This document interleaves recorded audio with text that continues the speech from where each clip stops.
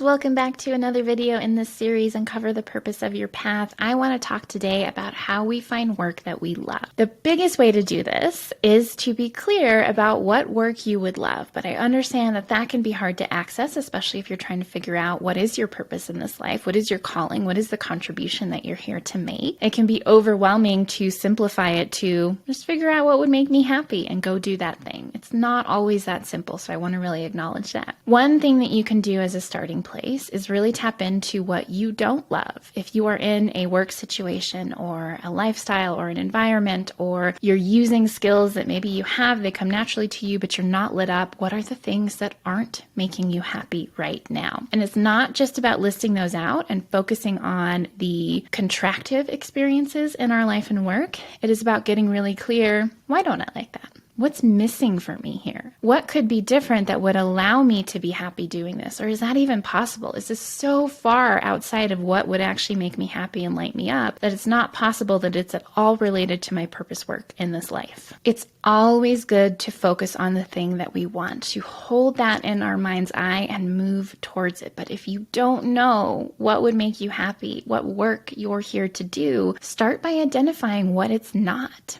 What's making you unhappy and why, and getting really clear on if this makes me that unhappy, if I'm that miserable doing this thing, if I am not at all lit up and in fact I feel dead inside when I do it, why? What about it makes me feel that way? And that starts to give us clues that we can start to flip that around and say, well, what could I do instead? What would light me up instead? Is it the environment? Is it the work itself? Is it like, what is it about this that makes me feel these contractive emotions, that makes me so unhappy, and what would need to be different? The next thing that you can do is to really start following your whims and living your joy and figuring out what delights you.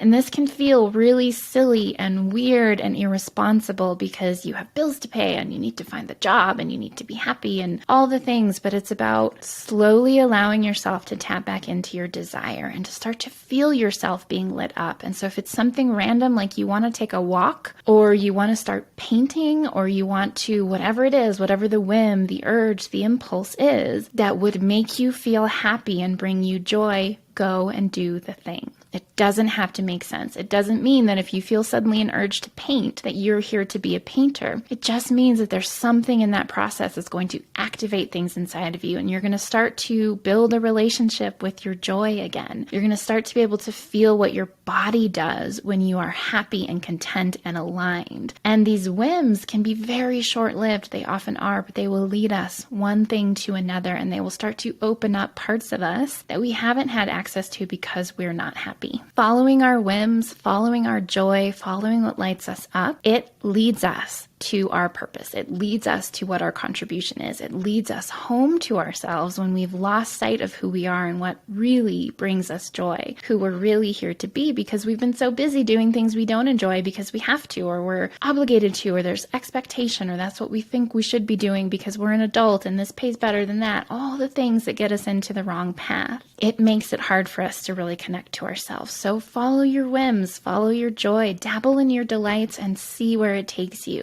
And I promise that you will start to uncover the work that you're here to do that will make you incredibly happy. If I can support you, please book a consultation with me. We can see if working together is a good fit. I have lots of options for that. I have programs and workbooks and books, tons of products, and tons of free resources over at stephaniezamora.com. I would love to support you in living your purpose.